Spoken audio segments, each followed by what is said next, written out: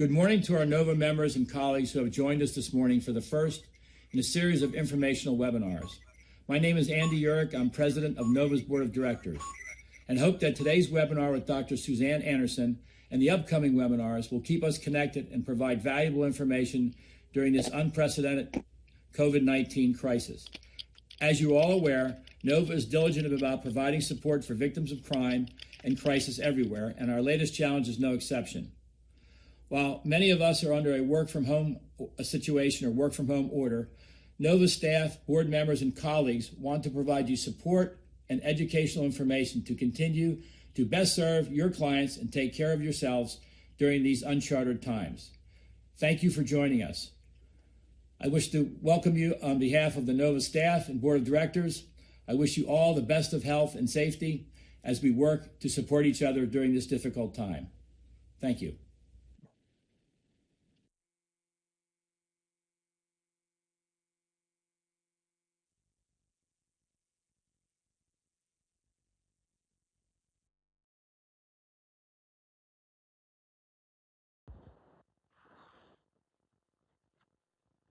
In there or discussion items, and we'll answer as many as we can. Thank you all again for being with us today.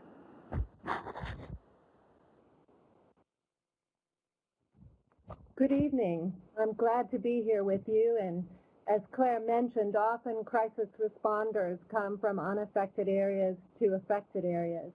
And this time, there are no affected areas. We're all in this together. I have family members who are in 3 countries. While I'm based in Singapore, I have a child in the United States and another child in Australia, and essentially at this point the borders have been closed. While I wish that we could see each other face to face and be in the same room and see each other without masks, I am grateful for this technology that allows hundreds of people in many different places to come together for a little while. There's been a lot that's focusing on the practical response to COVID-19 and how to stay safe from COVID-19. And I'm glad that we've come together tonight to focus on how it's impacting us individually and how we can take care of ourselves. Today we're going to be looking at the crisis reaction and the longer-term stress reactions, because in fact, sociologists have told us that in a pandemic, there are really 2 pandemics. There is the disease and there is panic, or I would broaden it to say the emotions. We'll take the second half to look at developing and strengthening our resilience and our coping, and at the end provide some resources for you to receive some follow-up help after the session today. We live our lives with stress, positive stress and negative stress. It could be a sick child, it could be an angry boss, difficulty getting to work. But as the thick line at the top and the bottom show us, that day-to-day stress falls within a normal range. And that day-to-day stress is usually us, and we can turn to our friends and other people in our community to help us know how to navigate those kind of stresses. The stress that we're facing today is traumatic stress. There are 2 types of traumatic stress. There's acute, which would be a time-limited disaster such as an earthquake. And then there is chronic stress, which most often we think about being child abuse or domestic violence. And in this case, it is the pandemic. As I think about the chronic stress of this pandemic, it's felt to me like a weighted blanket. We have to go around with daily lives, taking care of our children, working our jobs, and at the same time trying to lift up this very heavy thing that has descended on us. I also think of it as creeping in waves. There's different times this crisis starts for each one of us, a different time when it becomes real. From a crisis response model, we would look at warning and threat. Warning is when we know that there can be a crisis, we might be happening. And threat is when we start to have the sensorial engagement of it. We can see it, hear it, taste it. And so each of us will encounter this crisis in different ways. It might be when our children's school has closed down, when we get relocated to work from home. It could be when somebody we know, whether a public figure or somebody personally in our lives, ends up with COVID-19. We do have a natural human response, a response that follows similar patterns and a crisis reaction. And many people just simply summarize it in a very unsophisticated way, but it's, I feel like I'm going crazy, and that sums it up.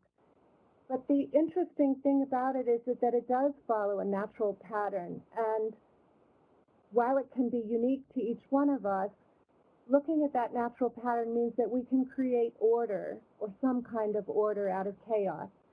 We individuals may experience some or all of the parts of these, and it's not unusual to experience this crisis reaction over and over with the waves of the crisis that I've talked about, or later in response to a cue or trigger or something that reminds us. So in starting off with COVID-19, I wanted to look at the emotional reaction first because I think it is the one that we're most aware of. And in stage one, we have the shock, denial, and disbelief. In this crisis, I think about it feeling impossible or surreal or incomprehensible. With that denial, it's hard to know when we're getting warnings about this crisis or starting to move into threats, what action we need to take. We have competing needs. We have the competing need to stay healthy that also goes along with continuing our daily lives. We can have regression, and that regression making it hard to move or to make decisions. And many of these stage one responses happen in our automatic brain, that same brain that the lizard and that the zebra has. And later on, we question ourselves with our advanced brain and say, why did we do what we did, and judge ourselves, and most often judge ourselves in the negative. We move on to having a cataclysm of emotion. There can be fear, and we can have fear in daily life of a snake or heights, but terror is when the veil of immortality is torn away, when we realize our life can be changed permanently for the negative in some way. With the pandemic, we have this unseen danger, this unseen threat, which increases a feeling of dread along with that fear and terror. I heard someone make the comment, I think I've had the virus 6 times already. There's that constant self-monitoring. People have talked about having panic attacks and anxiety attacks for the first time in their lives. In fact, I had one teacher say that now she's going to be a lot more sympathetic with her adolescent students who have those kind of panic attacks. We can have fear and terror of coughs and sneezes. One of my colleagues says, I can't wait for the day that a cough is just a cough again. And that can be a fear and terror of our own coughs and sneezes or those of other people around us. We feel anger. And anger is the kind of thing we can have every day. We often socialize it and make sure that we don't get too angry and damage the relationships that we have with other people. But when something so ruinous is happening, sometimes that anger can be fury or it can be outrage. The interesting thing about this crisis is, what can we be angry at? Who can we be angry at? And unfortunately, the origin, the virus, we can't see, and we don't know how to be angry at that. And so often that anger in this pandemic turns to the people around us. It might, be our family members. It might be people that we're working with every day. I have this hypothesis that in this crisis, we have this saying, don't shoot the messenger, because the messenger is the bearer of bad news. And I believe that the governments and authorities are making decisions, and that employers and schools have become the messengers of having to interpret those and to take action, and that often our employers are the ones that are closest to us to lash out at. There can be confusion and frustration. We heard the Chicago chief of immunology today. Many of you may have watched her on the video, talking about how the information is changing so rapidly day after day. And we're trying, information is as essential as food and water, the Federal Emergency Management Agency tells us, and yet it seems so impossible to find accurate information that's not changing on a regular basis. There's not predictability. We can't look to other survivors as clearly as we can to some disasters that happen routinely, like hurricanes and earthquakes, to figure out what are the most effective ways to cope. And so we move into trying to take care of ourselves, but then also judging ourselves. In some ways, I think almost torturing ourselves and saying, in guilt and self-blame, if only I had done this, should I have done this, why did I do this, or why didn't I do that? And sometimes that comes through when people ask us questions about our choices, or we're making different choices than they're making. And if somehow we failed to protect ourselves, if somehow we have failed to protect ourselves in keeping our jobs, or educating our kids, or keeping ourselves healthy, and if someone in our family or our loved ones or ourselves become infected with the COVID-19, there may be that kind of shame and humiliation about having made the wrong choices. Sometimes in crises like these, details, private details of our lives become public. Sometimes we have to depend on family and friends instead of being able to function independently like we do in our day-to-day life. And then finally, we come to a place of grief and sorrow. And that grief and sorrow can include physical losses, material losses, and intangible losses. The physical losses are obvious in terms of the illness and the death for some that have come with this disease. The material and intangible losses, the intangible, as many of you know, as crisis responders, are often the hardest to name. And some of the ones that I've been seeing is the loss of time and experiences, of celebrations for life events. I know of weddings that have been canceled, and as large gatherings are being canceled, there are many things that we've been anticipating and looking forward to. Travel on holiday breaks.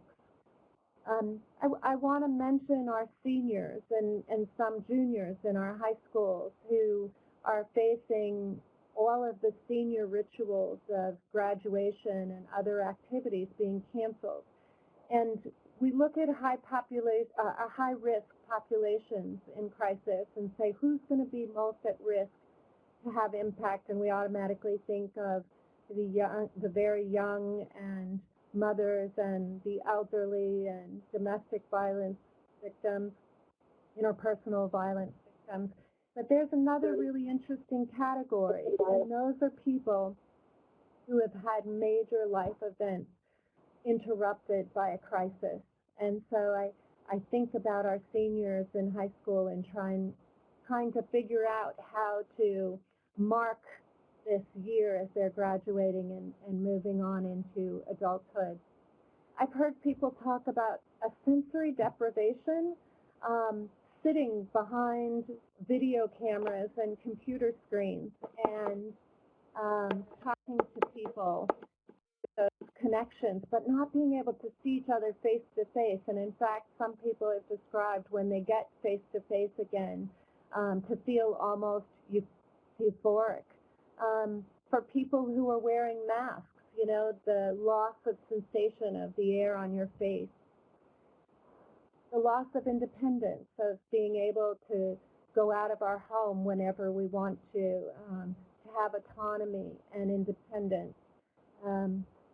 Many college students having to live with other families and not being able to go to their own families.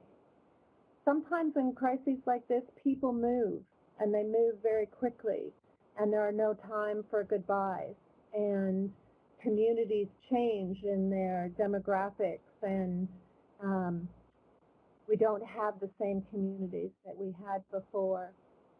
There can be a loss of energy, that loss of energy, because every time we change our routine, it takes extra energy to learn a new routine. And so many of us are now working from home. We have children that are schooling from home. We may have to be, you know, co-teaching with teachers at school. And all of that involves living differently, figuring out, you know, where people can do things in the house because everybody's home. And all of that can contribute to heavier tiredness and loss of energy. There can be a loss of certainty. We have a pace and a cadence to our lives. We have, you know, our weekdays and our weekends, and there's our morning, noon, and night. And many people have talked about losing kind of track of what day of the week it is, because the usual things that cue us to recognize that pace and timing in life have changed. And this question that comes up all the time at the basis of everything is, when is it going to end? And not having any certainty, hearing, okay, in a couple weeks things are going to get better, and some people saying much longer than that. And so all of those things are part of the grief and sorrow that we experience. And we have this crisis reaction in response to the crisis itself, and then we go through the grief for each of those physical and material and intangible losses. And then ideally we come down to a place of reconstruction. I guess I would say that our goal in reconstruction, we know that we can't go back to normal the way it was before, but to create a new normal. And that new normal might actually include post-traumatic growth. I was talking to a woman the other day, and she said that she had said to her husband, let's not waste this. And she didn't know exactly what she was saying. The truth is that often reconstruction in the choice of what a crisis means in our lives happens after the crisis is finished. But this crisis is so slow moving. And this crisis is so slow moving. And we have time, a lot more time at home, to think about how we want to write the story or the narrative of this crisis, even as we continue to go through the roller coaster that's happening. I want to say a word about community. And in talking about community, often we judge ourselves and each other about the right and the wrong way to cope. And in judging each other, we tear at the social fabric. And I realize for many of us, that is rooted in the fear and the terror of wanting to stay healthy and to not be affected by that disease. But we need to recognize, and we can knit together that social fabric by recognizing that we all have a unique path that we can take through this crisis, and we need to figure out what each of us individually needs. We also have a parallel physical reaction, and that parallel physical reaction starts with shock, disorientation, and numbness. And as I've been living through a number of waves here in Singapore, I feel like that numbness, that shock comes with each new wave. I don't feel like the physical reaction we have here is as dramatic as in an earthquake or a time-limited disaster, but I think it is there humming underneath the surface. The stage 2 fight and flight reaction feels more like a nervous energy, and maybe our stomach is upset and we're not as interested in eating. Of course, for some of us, we want to eat more, but for many, there can be this kind of nervous energy that's there. The nervous system is turned on, it's monitoring the environment, and it's hard to rest, it's hard to go to sleep. And many of us, when a crisis happens, we start moving, we start working, we start planning, and we keep at it. We don't sleep very much. We stay very busy. We're trying to ameliorate it. We're trying to make it not as ruinous. And the fact is that this isn't a sprint crisis. This is a marathon crisis, and we're going to get exhausted. And we need to actually rest and to lean into that exhaustion at times. We can have some behavioral reactions. The behavioral reactions include anxiety. Trauma reaction by nature is an anxiety reaction. We can have difficulty sleeping. That can be that we sleep too much or we don't sleep enough, or it can be that we're okay going to sleep, so we have a really hard time staying asleep. We wake up in the early hours with our mind going, and that buzz that I talked about of being ready to respond, that low kind of fight and flight. We might have the inability to concentrate, and as we have this inability to concentrate, it's hard to focus on work or to make decisions. Sometimes people have described kind of going in a circle. They know they're walking to do something but can't remember what it is, so they go back, and that this happens kind of back and forth, or starting a task and finishing a task. For some people with the hypervigilance that they're experiencing, they're monitoring their environment, and there can be an accompanying startle reaction when something surprises them that they haven't registered as they're watching their environment. And there can be increased irritability. There isn't the same patience. The nervous system is turned on, and there's a quick response to things that happen. So I want to say just a word about kind of the long-term crisis reactions. Often, again, in a time-limited crisis like an earthquake, the longer-term reactions we think of happening a month, 2 months, 6 months, a year out, and we think of it coming later after the end of a crisis and after recovery has started. And we're not to the end of this crisis, and yet I do think we have some longer-term reactions. And I think what's going to happen is we're going to have overlaps of, short-term, the immediate reactions to the new waves, and some of the longer-term triggers that we might experience. So you can see, look at long-term crisis reactions, that some of those can be triggered, and I think in this crisis triggered a lot by the people that we're looking to for help. And many people describe the crisis as being bad, but then when they're turned to others for support and they can't get the support they're looking for, or it's provided in an insensitive way as being a secondary injury, and that secondary injury or secondary trauma is more significant or more angry-making than the first. And they can come from any of these people who we turn to for help. And I think, the confusion, we look at the media and family and friends questioning us and the decisions that we're making for ourselves or for our family. And you'll see that I put down there government authorities and employers, and this is where I spoke earlier of feeling like our employers are having to interpret all of the guidelines that governments are putting out there.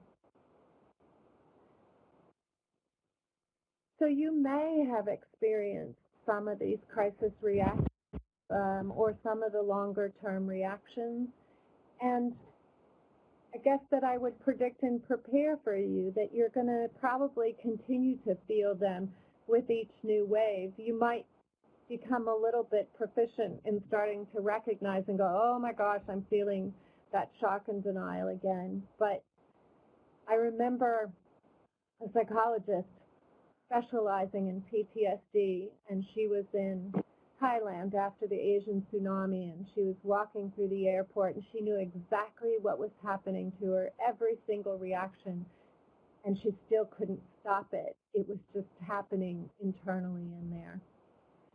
At the same time as we're experiencing these crisis reactions and these waves, we are by nature resilient.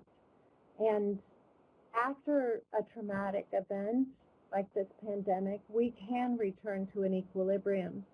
But because this is such a slow-moving crisis, I think that we can also work on that resilience while the crisis is still unfolding. So I have this cup of water here, and I'm not going to ask you if it's half full or half empty. What I'm going to say is it's probably 10 ounces of water, and I can hold it very easily here in my hand. But if I try and hold it for half an hour, my hand starts and my arm starts to freeze up. And if I tried to hold it all day, my arm would probably lock in place, or I just couldn't hold it anymore. And chronic stress is like this glass of water. After a day or after a couple of days, we have to figure out how to put that glass of water down, how to put that stress down. So just a brief word on unhelpful coping. Generally, unhelpful coping is around this avoidance. It could be through substance use or risk-taking behavior. It can be numbing out, lashing out emotionally. I humorously want to think about the mother of all Netflix binges because Netflix binges in my counseling office cover all demographics of clients, and often people talk about feeling disconnected from reality, and now we have this time in front of us that we need to fill. And we don't want to check out. We do want distractions. We do want times that we can escape to a safe place. But we also need to look at reality and facing reality. So as with anything that challenges us, we do have the opportunity to grow. And I want to talk a little while about resilience, about bouncing back when things are tough, about moving from being victims to surviving and thriving, growing stronger through difficulties. And it's not a characteristic that we have or we don't have. It's not encoded in our DNA. It's a capacity that can be deliberately learned and fostered, and it can become a lifestyle. I had the privilege and the opportunity to work with a community in Jakarta, a school community that had a crisis that started in 2014 and continued, and we sent crisis response teams at that initial start, and it continued to get worse over the next 6 months. And we sent another crisis response team. Before we did, we gave a survey to that community to say, you know, how is this affecting you? What are your concerns? What kind of support do you need? And the summary of that input was, how can we live with the hammer of Damocles, I say, hanging over our heads? How can we go into our classrooms and teach every day when we keep seeing it get worse and we're afraid that it's going to get even more severe. And so we looked at, that's really about resilience. It's about strengthening ourselves. And so the next section of this presentation is the materials that we put together, the team that responded. And I was a little bit anxious as we watched that community, because I wanted to make sure we weren't suggesting that you hold the beach ball of anxiety under the water and just ignore it. Were we really teaching resilience? A year later, in 2015, the worst outcome in the crisis that was worried about happened, and I knew in advance that it was going to, and I kept saying to myself, if we've taught them resilience, they'll be able to roll with the waves through this, and if we taught them to hold the beach ball of anxiety underneath the surface, it will explode. And they did end up rolling through that crisis. And so I'd like to share some of those with you right now. We start off with physical health and abilities, and I'm sure you look at this slide and most of this you know. But sometimes we need reminders. We can forget to drink our water. We can forget to eat, and yet those are the basic things we need. Our body is under continual stress right now, and it's going to be under continual stress for a while. If this is a sprint, it's not a sprint, it's a marathon. And so we want to go back to those basics that are going to help us to endure, that are going to help us to be strong. I think we want to really focus on these in terms of how they can strengthen our immunity and help us to be healthier. And I want to add in there one about taking time for short breaks. I think it can be hard with that nervous energy to focus for long periods of time on work and schooling. And so sometimes people have found it helpful to work and take a break, and work and take a break. And it's really that self-care in between each time that we're working that helps us to have that endurance. We want to look at our emotional capacities. I talked about the old brain responding, and many of you may already know that when we name our feelings, we put a word to it, we automatically move from our old brain to our new brain. We immediately access the language, the ability to problem solve, the ability to analyze and to compare and to make better decisions. So we want to name those feelings. We have a nervousness. And I've talked about that kind of nervousness and buzz that we have, and I've decided to name mine pandemic onset attention deficit. And so I feel, in naming it, there's humor, there's acknowledgement, instead of constantly being frustrated with myself about having difficulty concentrating at this time. We want to find a way to compartmentalize our emotions, but to not stuff them. Stuffing them is like that beach ball I mentioned. And we all know how hard it is to push that beach ball underneath the water with one hand, and then if we get distracted, it pops back up. This is about setting a time to recognize our emotions and to process our emotions, and to set a time for working and to set a time for school, and to not let all of those emotions, the fear, the terror, the anger, the confusion, override all of our time, all of our days. We want to find ways to express those emotions, and it can be talking for many people, it can be journaling, it can be movement, it can be play. We want to access all those ways of expressing our emotions. We want to remember to laugh, and we want to allow ourselves to cry. Right now, maybe that some of you really enjoy the Google memes, I suggest that you Google COVID-19 memes, which I enjoy doing. You can get some quite humorous things, and I've impressed my kids by sending some of them. They're surprised that an adult as old as I am understands what memes are. And so I've used that as a source of humor. and tears. You know, there's a sad movie, or you could put together an angst playlist, you know, that list of songs that when you play it and you really need a chance to turn open the tap of anxiety and fear, and let it come out in sadness.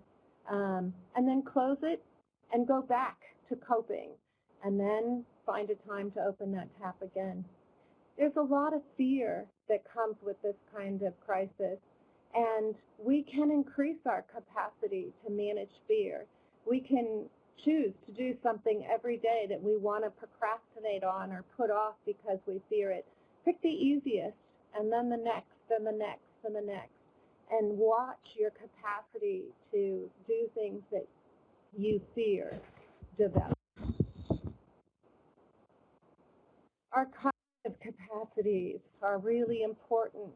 Crisis is equal to chaos, and chaos really interferes with our cognitive capacities. Our routines change. You know, many of you know Mark Zuckerberg and Steve Jobs. They wear the same clothing every day so that they don't suffer with decision fatigue. They don't use up the energy picking what they're going to wear each day. They save it for their creative development. And so as we are doing new things every day, new patterns, we need to be careful about our own decision fatigue. And so think about how you can simplify things. Figure out what's unnecessary. The other day, I hope that my family isn't listening, but there's these articles they all think I should read, and I just took them and I threw them away because I didn't want to look at them every day, sitting there reminding me of something that somebody else wanted to do. So figure out how to simplify, create structure and new habits and routines. Some of you may have been seeing that the submariners who spend so long underneath the sea, or astronauts who spend so much time on the space stations, have started to give us some really good advice about structuring our days and having a routine that we go through in a schedule. They also are talking to us about how we can schedule our weeks, you know, to schedule really special things on the weekend so that we remember that time and anticipate it, and to keep track of time as it's pacing. We have a natural tendency to catastrophize. It is something that has kept us alive from an evolutionary standpoint. The problem is that can turn into too much worry and too much rumination. So we want to use that tendency that helps us keep safe and to worry well. When we start to worry about something, we want to ask ourselves, is this something that I can control or something that I can't control? And if I can control, do something about it. And if I can't control it, to let it go.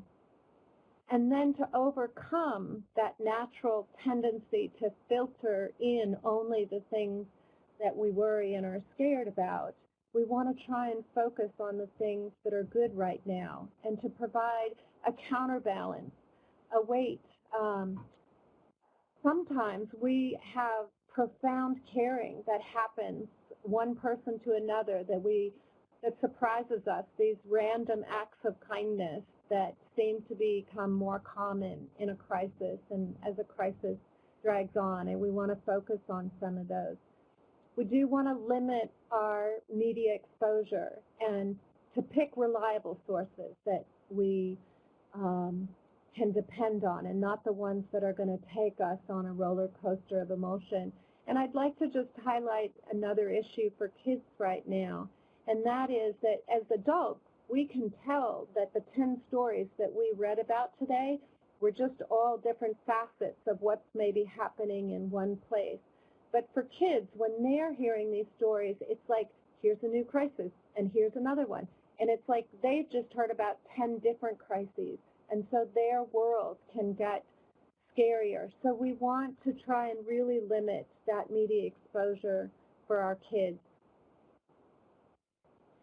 Resilience happens also with education and learning. I wonder how many of you have said to yourself, maybe even silently or aloud to somebody, I never thought I could blank. What are you learning about yourself? What are you learning about other people? We can learn a lot about ourselves through these times. You can become an expert on the crisis. You know, there's the old adage of information is power. We can reduce our helplessness for some of us, that learning the intricacies of a crisis help us to feel a little more powerful. We can learn about the reactions that people are having. We can find out what's the impact of confinement on people. One of the things that I've been wondering about is, do mirroring neurons, those neurons that support our empathy of one another, work as effectively through electronically facilitated communication, or are they hampered in some way? Is that part of the sensory deprivation that people feel when that's their primary mode of communication? How are they sequencing genomes so that they can figure out the tracking of how the virus was spread from one person specifically to another person and to another person? So there's a lot that we can learn. Also, do you want to learn something new during this time if you're having extra time? And I recognize some people have no extra time, and in fact, they feel busier than anything. But some people are having a lot of extra time. And I think this is where that statement comes in, I don't want to waste this. I've heard of people learning new languages. I've seen that there are online classes that are being offered for free or at reduced rates. Is there a new craft? But I think this one starts off with thinking about all the times you've said in your life, if I only had the time, I would. And look at what are those things within your home or wherever it is that you're staying that you can take advantage of this time. Social support. So just like communication, social support is as essential as food, shelter, and water. Our social support, and this is really an interesting language differentiation. We're talking a lot about social distancing. But there are some people, I can't say that it started with me, that are recommending we say physical distancing instead of social distancing, because actually we need to socially connect. And when we say physical distancing, we're really naming the action that we need to do to stay healthy and to stop this virus from moving from one person to another. There are many new ways of accessing social support. There's coffees and yoga and discussion groups. You've seen the elbow bump, and I love the elbow bump, and I also love this tap that I've seen some people do with the inside of one of their feet and the inside of the other foot with another person. And I love it because it just reminds me how much that even when we're supposed to be keeping our distance, we really need social connection. At the same time, we may be with family members who we used to only see at the beginning of the day and the end of the day and on the weekends 24/7. And we've got to manage that too, because, you know, we can have too much connection with some people. And so we might want to set up no contact hours in agreement where we can do our own thing. Or some people, when there's limited space, they have one getaway space and they rotate through it. And while they're in that no contact space, they can do whatever they want to, and they don't have to worry about being interrupted.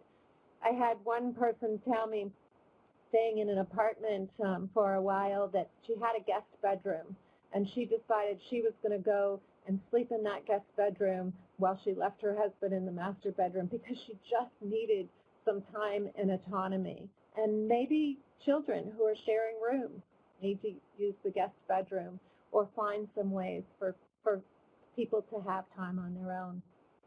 Often when we're in difficult situations, and since we're all in this together, it can be hard to ask for help. We don't want to burden other people. But the fact is that researchers have found there's a helper's high. And so if we don't ask people, we're actually depriving them of having an opportunity for that high, that endorphin increase that happens when they can help other people. The other thing is I know many of you, as I saw you introducing yourself, are helpers to other people. And when we're in a helping profession, it can really be difficult to accept help. I started thinking as I was talking to somebody today that we're going to go through these waves of emotion. And what I think we have to do to be ready for this marathon is when we're at the top of the wave and we're really riding it, that's our place to give. And when we get in our own trough, that's our place to ask, to give and to ask and to give and to ask. Because if we don't ask and we don't replenish and refill ourselves, we're not going to be able to continue doing the caring that we need to do over a longer period of time. And we do want to share our vulnerabilities. That feeling that we don't want to admit to anybody else, I think I'm going crazy, I feel like I'm going crazy, I don't have it all together, I'm supposed to help all these people, and how can I do that and keep it together? I know that many of you have read Brené Brown, and Brené, just to remind you, says that the antidote to vulnerability, the antidote to shame is vulnerability. And that in that vulnerability, when we feel we're going to be perceived as weak, that others are actually going to perceive us as courageous. And so we do want to be vulnerable with people wisely. We don't want to be vulnerable with everybody. And we want to remember how to support our own sense of value. Self-esteem is about valuing ourselves. It's also about putting ourselves in situations where we have something of value to other people. Find time to spend with people who admire you. Those people, when you leave your time with them, you feel stronger, you feel more capable, more creative, more intelligent. Feel proud of your successes and celebrate. Think about those things that you said, I never imagined I could do blank. Celebrate what you're doing. Every day, sometimes getting up and living with that schedule and taking care of our kids and as somebody said, changing from our day pajamas to our night pajamas and then back to our day pajamas. Sometimes all of those things can be successes, and we want to celebrate those things. I started to say that we want to make time for magic and make time for memories. I think so often we go out of our house, we go to restaurants, we go to events, we go traveling to make memories. We don't want to lose this time to make memories. So how can we make memories in our house? Can we cover the dining room table with a sheet and have a camping trip or a sleepover underneath our dining room table? Can we bring out the formal dishes and get dressed up and have a formal dinner together? And as I think about self-esteem, I also think about those Reader's Digest stories, you know, the ones about the courage to prevail, and people tell stories of their parents and older generations having gotten through difficult times. And I keep thinking about my children watching me and how I want to show them how we can survive with resilience in getting through this. For many people, spirituality, that search for an unquantifiable spirit that nourishes and that brings us joy, is an important part of resilience. For some, it may be religious-based or based in religion, and that can be very difficult now because we can't be with our communities. We might watch it live streaming. But for others, that spirituality may be connected, or that finding of joy and meaning can be connected to gratitude, to reading spiritual writings or inspirational writings, prayer and meditation. And the double benefit of prayer and meditation is that it's also a way of reducing our stress. What's most important is that whatever we choose to do, it be about what nourishes our spirituality, not what other people are telling us to do. And that's something that we've learned from survivors of other crises. I have hopefully offered not an exhaustive list, but maybe a buffet of ideas that you can think about. But what's most important is to know yourself. What rejuvenates you? What reduces your stress? What brings you joy? What helps you to be the best version of yourself? Just a very silly example. I should go walking every day, half an hour. But, when I'm out there for that half an hour, if I walk with my glasses on, which I almost always wear, but not when I'm in video conferencing, I am commenting on everything in the world around me. And so I've learned that if I take my glasses off and walk with kind of that soft gaze, and I can walk without hurting myself with my glasses off, that walk is more rejuvenating for me than if I had done it with my glasses on. So experiment and help figure out what works for you and not what other people are telling you. Develop a plan. I suspect there are things on this plan that you're already doing. There are things that you used to do that would be easy and familiar to reinitiate. And I'm hoping that there's some new things on there that you can try. Don't overdo it. Little bit by little bit. The brain doesn't like to change really fast. That's why we have shock, denial, and disbelief. The brain can't adjust fast enough with a crisis, and it also will rebel on us if we try and change too fast. So don't overdo it. What we want to remember all the time is progress, not perfection. I want to offer some additional resources here. NOVA has started a comprehensive page of resources and is committed to continuing to update that. You're going to see an evaluation at the end of this, and on that evaluation, we're going to ask you what are some of the best things that you've seen that can be helpful to other people. One of my outlets since this has started is to write articles on our reactions and resilience and who knows what next. And I've put some of those up on my website, the Restorative Community Concepts website, so I invite you to come in to see those. There are a number of crisis lines throughout some of the countries, and so we've listed them. The United States, I think most of our listeners today are from there. But in case we have people from other locations, here are some of the crisis text lines by country. So as Claire said, and I'm sure we'll reiterate again, we're here for the long haul. We're not here just for this conversation today, but we're here for the long haul to support you.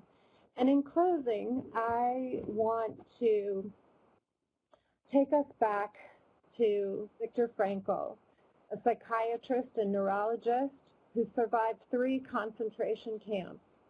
And he said everything can be taken from a person, but one thing, the last of the human freedoms, to choose one's attitude in any given set of circumstances, to choose one's own way. We hope the ideas that have been offered today can help you find a resilient way through these very challenging times.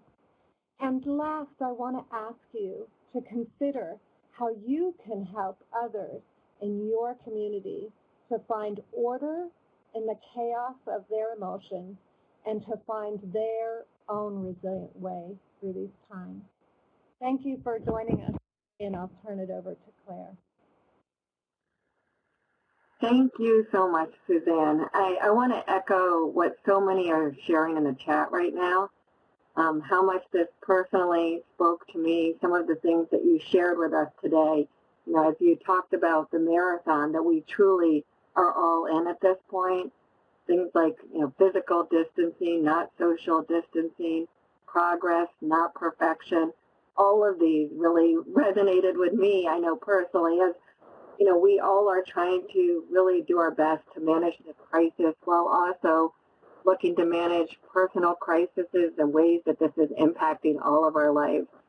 I know, like many of you, I'm currently navigating homeschooling my 2 children while also continuing to try and do the work that we all care so deeply about. And I will say on that line, no matter what, Nova, all of us, on behalf of the board of directors, on behalf of all of the staff who are with us here today, who I'm so proud to have on my team right now, we are so deeply committed and passionate about staying connected and supporting each and every one of you.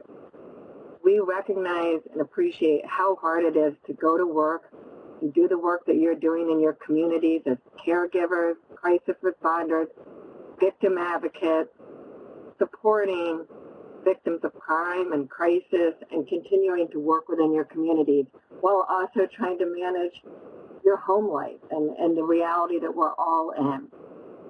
And so anything that we can do to support you during this time, we are here for you. I provided my email earlier.